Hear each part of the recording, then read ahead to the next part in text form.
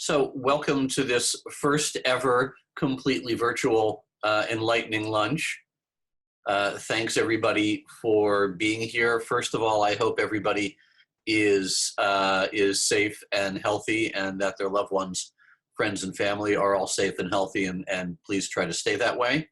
The circumstances are, of course, uncomfortable and challenging. Lots of us sort of academic introverts imagine that under such conditions we would be stuck in a room and we would write our great prison notebooks that would then be published to great fanfare and wonderful opportunities for social change based on them. It doesn't quite seem to turn out that way. And for a lot of us, our days are actually consumed by this mode of interaction rather than a face-to-face interaction. And this is never quite as rewarding as other means, but we can make do. And I really want to thank everybody for the special efforts that they're making under the circumstances. Okay, so without any further delay, I think we should get going. I would like to really thank our guest today, Minu, for being here under these circumstances, or being there under these circumstances. As most of you know who have come to the previous Enlightening lunches, what we're doing this semester is just a little bit different in the sense that the speakers in the Enlightening lunches are not members of our faculty or members of the faculty around the university, but instead are a high-level university leadership whose work intersects in important substantive ways with what the school does, what our educational enterprises are about, and so forth. And so in that role, we invited Minu here to talk about something that's been going on, Minu, for right about a year now, the University Design Initiative. Minu is I'm reading from her bio at the moment, the Knowledge Enterprise Architect and Senior Fellow for Leadership and Institutional Design at Arizona State University. I will let her describe what the University Design Initiative is about. We'll follow the usual format that we do in Enlightening Lunch, where she'll present for about 20 minutes or so, and then we'll try to facilitate some questions and answers. And just let me say that I have interacted with Minu over a whole panoply of things around the university in her portfolio, Innovation Day, University Design Initiative, and so forth. And it has always been a pleasure and often a learning opportunity for me as well. And so I hope and trust that she will extend both that pleasure of interaction and learning to you all here today. And with that, I will turn it over to Minu. Thanks, Dave. And hi, everybody. I'm delighted to be here. Would have been nice if we could have connected in person, but this will suffice under the circumstances. David, has been a pleasure working with you over the years as well. So just delighted to be here. I see some faces and some names of people that I have worked with. Would have been lovely to get to know some of you others, but hopefully at the end of this conversation, we can discover some ways that you all might want to engage with the University Design Institute and give us some opportunities to, in fact, work together. So as Dave mentioned, I am ASU's Knowledge Enterprise Architect. This is a role that President Crow created about 4 years ago to have somebody really look at capacity building at this institution for the long term. So my portfolio includes leadership development, assisting colleges, academic units and non-academic units with design. So people who are trying to reinvent a college or reinvent a school or reinvent a non-academic unit, then I support with design. And then of course around ASU's Innovation Day. The goal for my ASU facing role is to build these capacities so deep into the DNA of our institution that long after the current generation of leaders have gone, ASU retains the capacity to be innovative, to move at speed, to tackle big ideas, and so on. I'm here today, though, in my role as Managing Director of the University Design Institute. As Dave mentioned, this is something that we have been working on for a while, but sort of soft launched about a year ago. So soft that we still don't have a website yet. We should have one up later this week. And so our collateral is following our efforts, but some of this needed to happen in this way because as we move into the space of higher education design, it was important for us to take a step back and truly understand what it is that was needed in amongst the stakeholders we wanted to engage with, and what it is that we could actually deliver meaningfully and well. So we did not want to launch this initiative by just putting out all the things that we thought the global higher education community needed. So it really was a year and a half of listening and learning from leaders across the global higher education community, university leaders, policymakers, and so on, to land at what we think we can do well now. As with everything else at ASU, things will evolve. And so what we say UDI is right now will certainly evolve as we move into the future, but I wanted to share with you how we are thinking right now. Again, I'll make this really quick because I really would love to get your thoughts and insights and ideas on how you see the opportunities for global higher education more broadly, and then ways that you might as individuals or as a group of leaders at SFIS engage with us. So I will share with you a short deck, and I'm going to try and get this deck up here. There we go. So the original thinking behind the University Design Institute began a long, long time ago. President Crow has been working on this idea of how we might find a meaningful way to have impact globally for many, many years. And ASU has attempted versions of a University Design Institute type entity for a couple of years now, but I think we finally found a model and a design that meets the needs of our times. And we live in uncertain times and interesting times. And I used to say this very casually until about a couple of weeks ago. This whole thing took on a whole new dimension of what it means to live in uncertainty and disruption. And I think what we've all come to recognize, and by all I mean globally in higher education, is that we were not prepared for something like this for the most part. ASU may have had some significant advantages compared to a lot of others, but there are a lot of entities in higher education who are absolutely at a standstill and scrambling for solutions to meet with the present unique circumstances. But even if we didn't have this immediate crisis, there was a crisis that was brewing in higher education. And so here are some statistics that we sort of call to point at the kinds of challenges that higher education needs to be able to tackle quickly, the sheer numbers of students who will enroll in higher education, and by students we mean learners who will enroll in higher education, is going to grow very significantly. We don't have the global capacity to meet with the needs of all of these learners. We have learners who are coming into the system who are going to be doing jobs that we cannot even imagine today. So how are we going to prepare people for things that we don't even know is coming down the road? There's going to be a significant amount of reskilling and retooling, and workforce development is an issue that everybody is worried about without clear solutions. And then outside of us, I mean, we just picked two pieces here of, climate change related issues, number of people that the planet needs to feed. We can get into healthcare and all of these other things that are around us. The point of it being that we are at a moment where we need to be a lot more intentional in how we think about the role of higher education. How are we going to be relevant in addressing these challenges that our societies are facing? And how are we going to organize ourselves differently? Move away from some of the things that have been successful in the past, but how do we then design ourselves to be relevant as we move into the future? So that's the context for the work of the University Design Institute.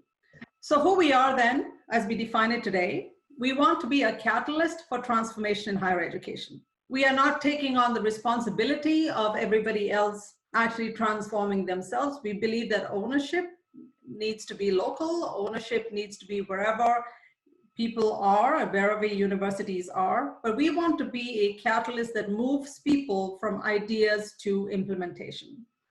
So we engage diverse stakeholder groups, and we focus on innovative, scalable, and sustainable designs in higher education. And I'll get into the details of what that means in just a bit. Why do we care about doing this? Because we recognize that when higher education institutions transform themselves, then the outcomes are felt in society as a whole. And we particularly focus on workforce development, social transformation, and economic success. So the end goal here is to say, how can we, as institutions of higher education, be more relevant to meet the needs of our societies? How can we evolve in ways that are deliberate and intentional, that allow us to then add value to our students or learners as they engage with us, but also play an important role in contributing to broader social problems? That it's not the ivory tower model, that we are embedded in our communities, taking ownership for the outcomes of our communities in whatever ways that make sense for how we are set up to operate. So that's really sort of the thinking about who we are and what we do. So we believe that to be effective over the long term, we need to be able to engage at 3 levels. The systems level of global higher education, engage with individual universities, and then create a pool of people who could be designers for the future. So the systems level design engagement really is bringing together a diverse group of stakeholders, because particularly outside of the United States, universities don't live on their own. They're deeply, deeply tied in with who is in power politically, deeply tied in with funding models, social, issues and upheavals and so on impact universities in ways that we don't often see in the United States. So as we look outside, both here and globally, we believe that we need to be able to engage policymakers. We need university leaders in the mix, but we also need others, foundations, not-for-profits, business organizations that have an interest in higher education transformation, so that that ecosystem that supports higher education design is involved in thinking about solutions that are relevant locally and culturally. Of course, we engage with universities directly, because at the end of the day, the actual work of design happens primarily within universities or with universities that are connected to each other. And so our approach there is to move universities from ideas to implementation. So if you have a desire to move in new directions, then what we will be able to support is providing knowledge, expertise, tools, co-created solutions, so that the university is poised and ready then to actually implement a solution, or at least test a solution. And then we think that over the long term, this might be something we start taking on next year, is building a pool of people who have the capacity to do this. We recognize that the scale of the challenge that we are undertaking is so tremendous that if we say only a small group of us at the University Design Institute or some global network can take this on, we would be fooling ourselves. So we believe that it's really important to serve this broader end goal by creating a pool of people, certifications, executive master's degrees, some kind of credentialing that actually allows them to go off and create transformation and change locally. So we think that people who can train with us could end up in universities, could work for ministries of education, work at not-for-profits, or foundations interested in higher education. So then there is a large pool of people who bring this expertise to bear locally. And it also is a sustainable way to do this, because then you have people who can stay with projects right through implementation. So those are the 3 levels at which we think we must operate in order to get to our end goals. Systems level, engaging with universities directly, and designers for the future. So some examples of systems level interventions that we are a part of right now is we are helping the Ministry of Education in Vietnam create an alliance of universities that are transitioning from a publicly funded model to what they call an autonomous model. Now, these universities and their leaders have no experience whatsoever not being fully publicly funded. So the objective of this alliance is to bring these universities that are trying to be autonomous, first of all, support the design of the alliance itself. How do we make an alliance work? And then once the alliance is formulated, to bring some of our solutions to bear to help them move successfully into this autonomous model. So that's an example of how policymakers, university leaders, funders, in this case it's the World Bank, and others are coming together to create transformational solutions in higher education. On the university design side, we work on small to large scale projects. So some of our small projects would be a strategic roundtable solution that we offered to a university in Sweden. The university leader and his executive team were here engaging with us on very specific aspects of their strategic plan. And that is what they wanted to do right now. Now we might come back and engage with them as they implement the strategic plan, but the engagement could be as short and as small as let's help you shape your strategic plan. So we range from working with one university on very specific problems to systems level, like in the Vietnam example. So what makes us different from large consulting firms in this space, boutique consulting firms in this space, other institutions of higher education that are trying to get into this space? We think there are some things that we are doing that distinguish us. One, the fact that we are part of ASU, I think makes a huge difference. What this university has been able to do over the last 17 years is quite extraordinary. And we benefit from it in a variety of ways. One, we already have this incredible asset base to draw from, which is not really the norm when anybody is setting out to build something for the first time or build something that is new. We have deep pools of expertise here. But the other reason why this is helpful for us is ASU also has a global brand. We don't really have to make a case for ourselves as an institution that is innovative because people sort of already look to us as an institution that is innovative. So coming out of ASU and being able to draw assets from ASU is singularly a distinguishing factor. We are very rapidly building a global network of thought leaders, design experts, and others in higher education. So we are bringing on design fellows. Some are faculty or academics, some are non-academics. They are university leaders. They are in policy making roles. So we want to bring an expansive group of people who can bring their intelligence, expertise, and ideas to bear. Some of them will be very helpful as we go into specific parts of the world. Others are just big thought leaders who can help us really think about the future and so on.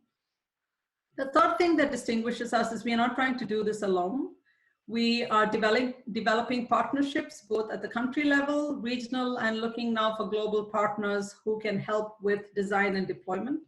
So some of our partners right now are consortia of higher education. They have convening capacity with particular universities. In Korea, our partner really is an entity that has access to all 420 universities in the country. Some of our partners may be not-for-profits, foundations, and so on as we move forward, but that is part of what we are working on right now is that partnership development.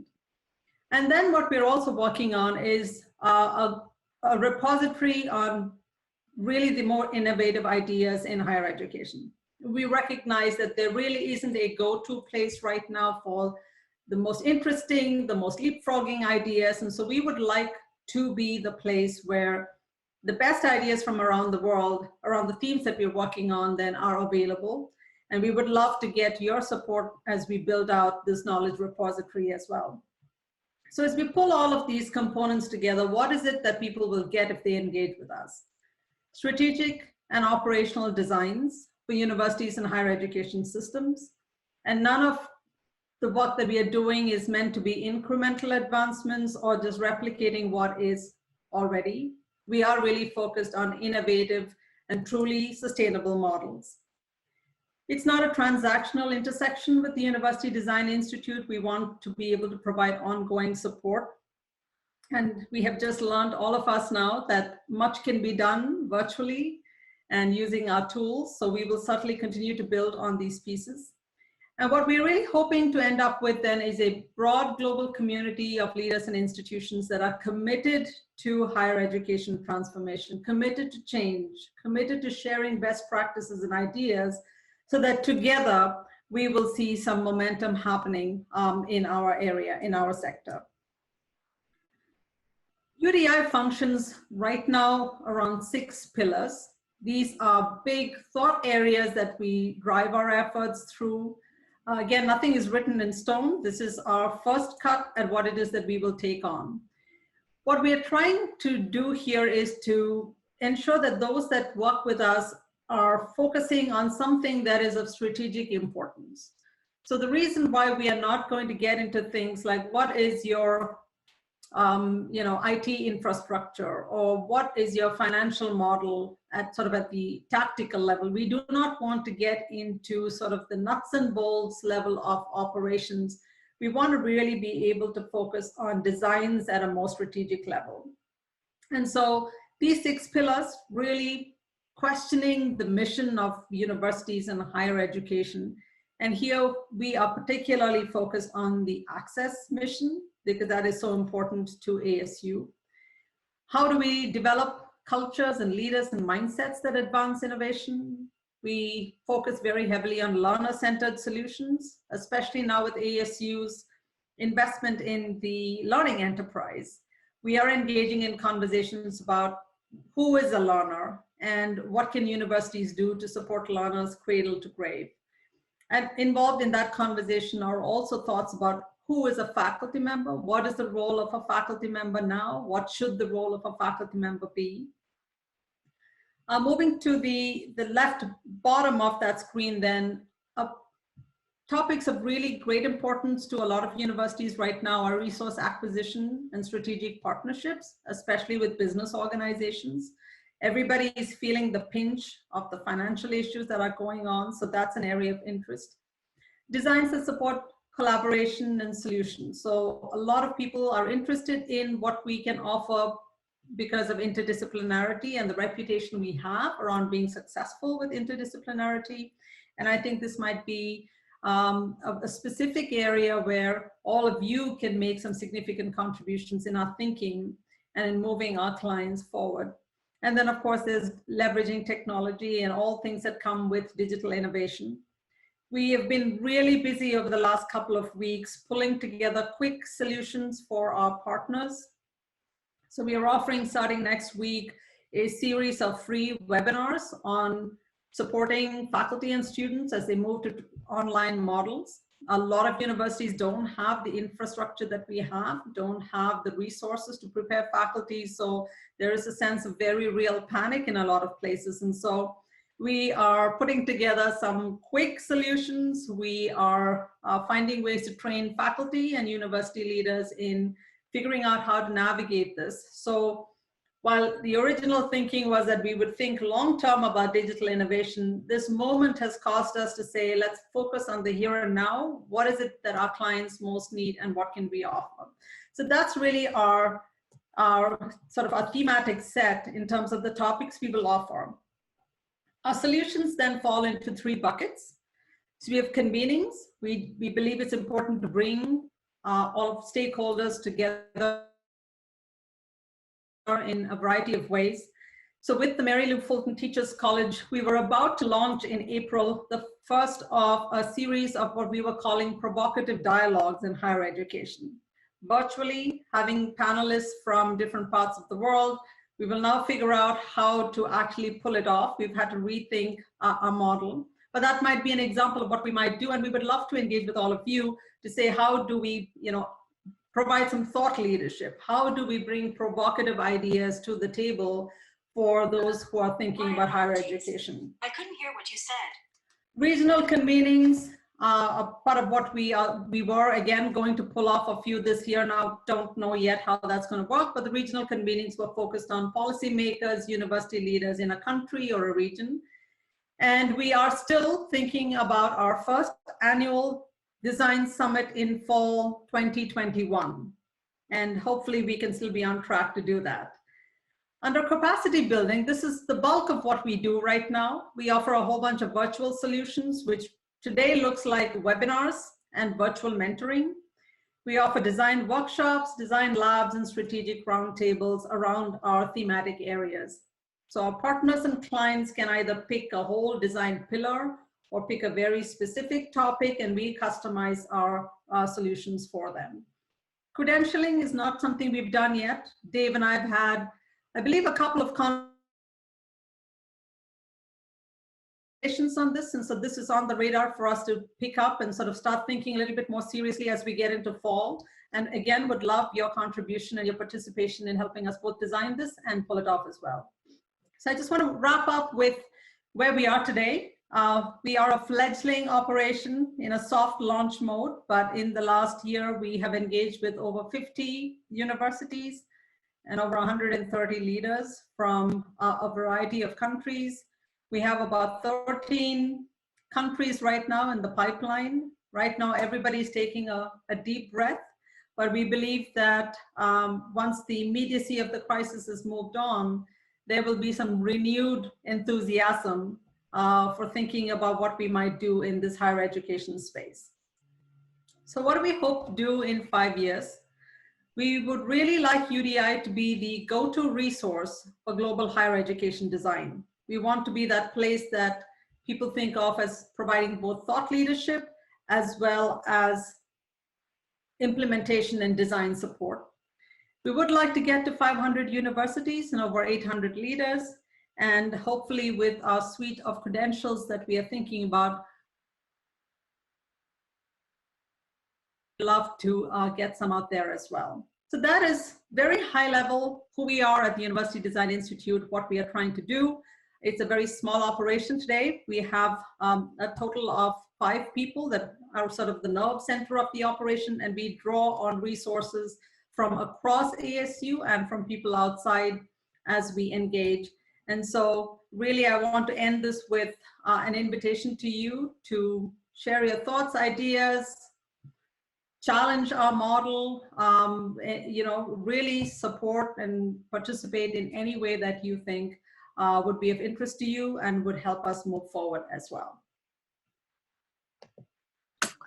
Wonderful, Minu. Thank you so much for that. And I'm really thrilled to see the progress since our earlier conversations, and look forward to re-engaging about the credentialing. I just sent through the chat a note to folks. If you have questions or comments, please either unmute and offer them as if this were a face-to-face forum, or if you prefer, you can use the chat feature to send them to either me or to Minu directly, and we can manage the chat line from there. So let's open it up for questions and discussion.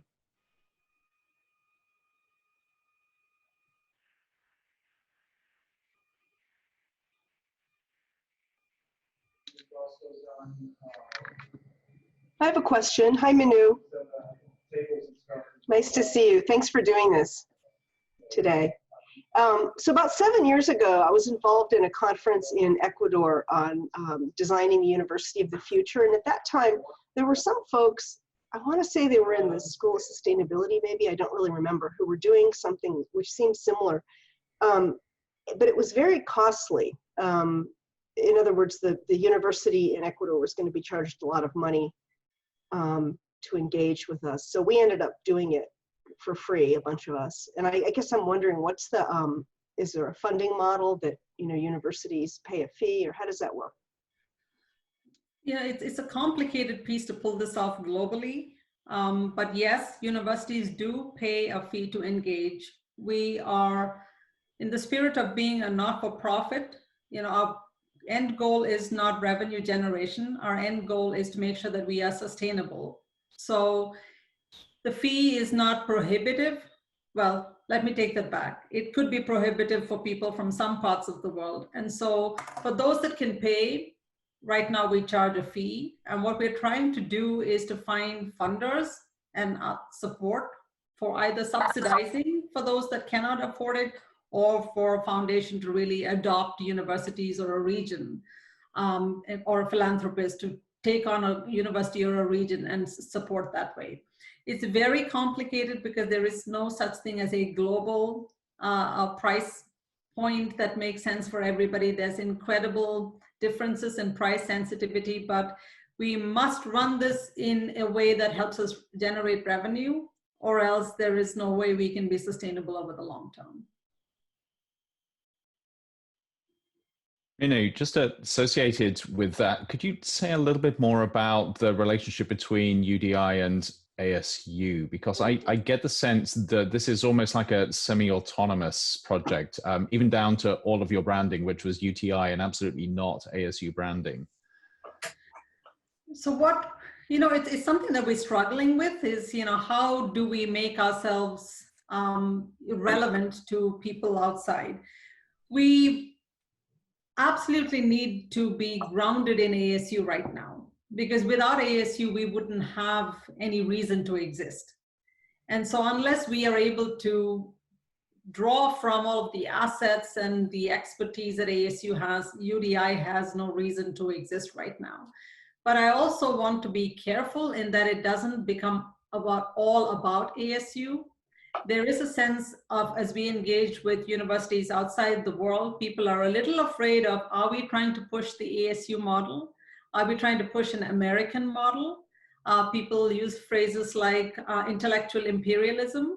And so we want to be sensitive there to say we want to draw from everything that ASU has to offer, but what we are not pushing is an ASU model. So it's sort of walking a little bit of that fine line. And I don't know exactly how ultimately we can talk about this, but that's where we are right now. I would love to get your thoughts if you have perspectives on this. Great, thanks. And I've had to struggle with this with other initiatives, and I don't really have any good thoughts, but yes, I can understand the challenging situation that you're in here. And just let me add for a second, Minu, when we first started talking about this, one of the reference points was to the basic demand that already existed in the system, that large numbers of globally situated higher education officials come through Tempe, not just Tempe, but come through ASU and other institutions of higher education in the States, looking for ways in which they can, pick our brains, take advantage of what parts of the ASU model might be transferable in their own minds and so on. And, quite frankly, a noticeable share of the time of many deans and directors and folks in the Fulton Center is spent hosting these folks. There is not just a latent, but a real expressed demand for this in a global fashion. And this effort is in part a response to that already seen expression. You're right, Dave. That's to the point about the branding, it does help that people already look to ASU for solutions. But one of the things we've learned from talking to people who've come through ASU is that when people just visit, they leave very inspired. They are, awestruck with what it is that we have done, but they leave with nothing that can help them implement, or very little that can actually help them go back home and do things. So quite often we hear from people, they're impressed, intimidated also, and then sometimes frustrated that they don't have anything that they can take back and do. So to Dave's point, where we were trying not to be is sort of the organized visit center to ASU, but to say, okay, what is it that these people are really looking for? Inspiration is one thing, but what is it that they're really looking for? And what we understand is they're looking for ways to move from ideas to implementation. They want the frameworks, the models, the tools, the assessments. They want the how to move. And so that's where, UDI is, we are ahead of, our old model of visits and show and tell to moving to a place where we can actually support solution deployment. Minu, I have a question. So thanks first of all for presenting. This is really interesting. And I've been hearing a lot from Michael Crow in our Wednesday classes, because I take that class with them on Wednesday mornings, about exactly this topic with university design. And one of the discussions today was about both the evolution of the universities, but then also moving to this 5th tier, and especially in a national service model. And so my question is, how does UDI fit into that in terms of that 5th tier as a national service model? And at least, Dr. Crow had identified that model, that we're the first, of that new bucket, that new tier. And I think University of Pennsylvania, or sorry, Penn State and maybe 1 or 2 others he considers in that tier. So what's the relationship there? And is this trying to model and give those frameworks and consult on how to move for another university to move into that evolution into this new tier? That's sort of where we are right now, is, figuring out what we're learning from this thinking around national service models, because we don't know enough yet about what it is going to look like, whether this model will stick. Is this the right way to move forward? If it is the right way to move forward, what does it take for this to happen? So I think UDI will be of most service to everybody else if we can sort of watch, learn, and then convert what's happening here into frameworks, tools, and methodologies for others that can take and adopt this. Because a lot of what we are talking about here really is dependent on the cultural, and the social organization that we have in the United States that may not translate exactly the same way in most places on the planet.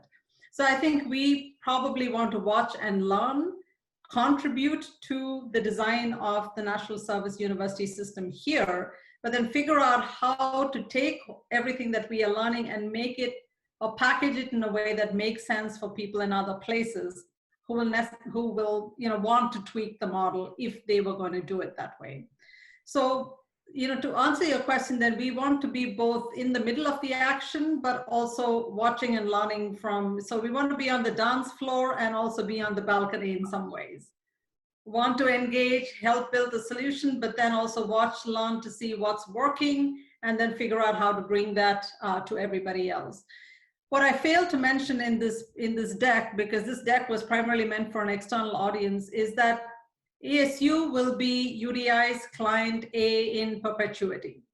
So everything that we are doing at the Institute is going to support ASU's design, and everything we learn from everybody else is going to come back to us, just as we will draw from what ASU is doing to bring to our external clients. So I think that's the piece with being on the dance floor and on the balcony. It's both the dance floor here at ASU, but with our partners as well.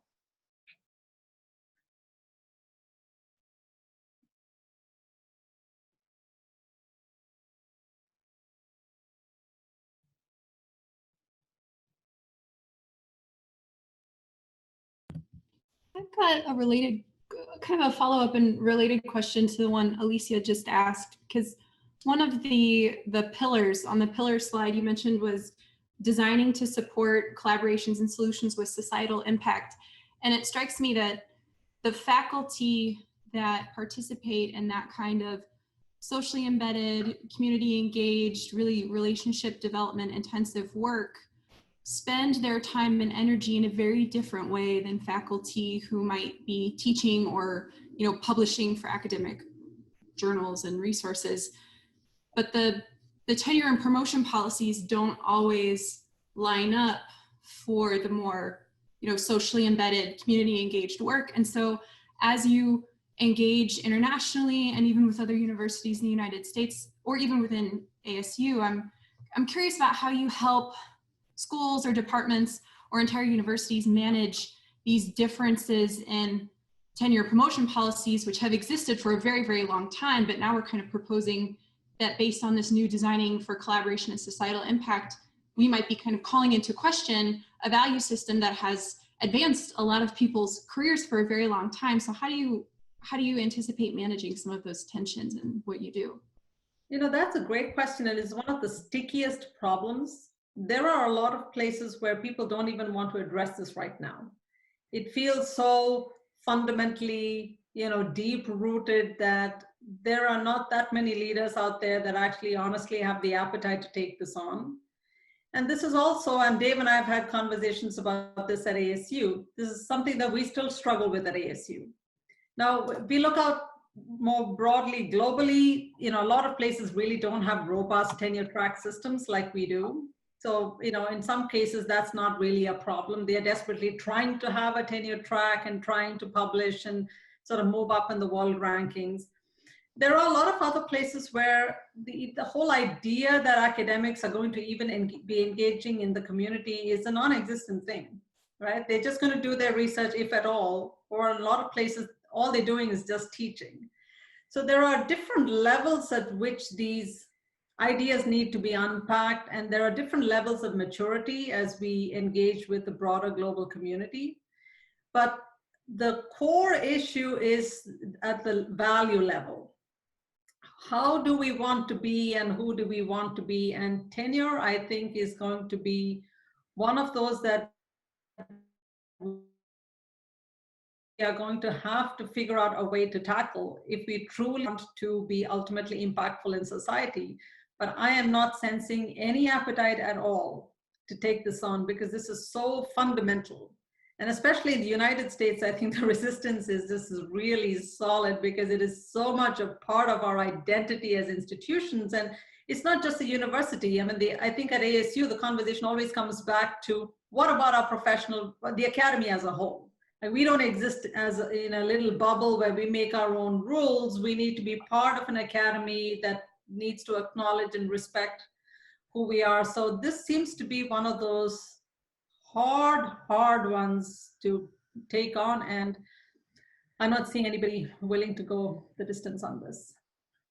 Let me intervene there just very briefly in my own kind of response to Margaret's question, that there has been, in conjunction with, you know, not just attempting to develop promotion and tenure guidelines within SFIS, but looking at what's gone on in the creation of the Walton Sustainability Solutions Service under Mark Bernstein and the Walton Chair of Sustainable Solutions, and now the possibility in early conversations around the creation of the College of Global Futures, the idea that despite the fact that we are not a land grant institution, that President Crow takes a great deal of inspiration from the land grant tradition.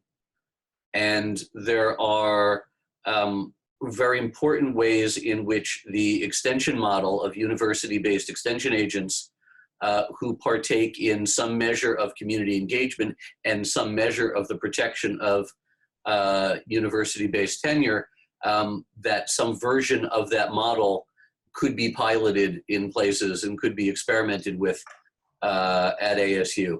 That's something that potentially in the context of College of Global Futures that I am really interested in exploring in a very serious way.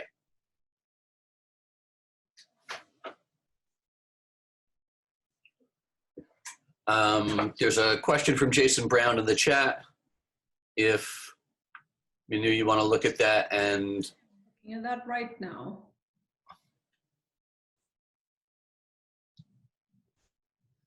So Jason, to answer your question, because we are just getting off the ground, our focus right now is engaging at the university level. But we're finding that in some places, universities want to connect with the high school system because the high school system is a pipeline into the university. And so we are sort of organically a little bit in that space, so we are not clearly focused on exactly what we will do. So our approach so far has been to bring ASU solutions to bear to support universities there. So our digital prep and all of the solutions around that is one thing that we let our clients know is available and allow them to really think through that model. But I think you're right. In the long term, it needs to be much more of what we are developing through the learning enterprise is from cradle to grave. What does this look like for human beings at every point in their lives? And what assets can universities bring to bear, or a collection of universities? We recognize that not everybody will have everything to offer, but could there be alliances of universities that then offer, specialized, training, skill sets, solutions? I don't know what that is going to look like. In a lot of different places on the planet, though, there is such a clear demarcation between the secondary system and the tertiary system that there is no intersection at all. And then other places, because of needs, are moving backwards then to integrate. So I suspect we will see a lot more work in this area as we move forward, but no clear strategies right now.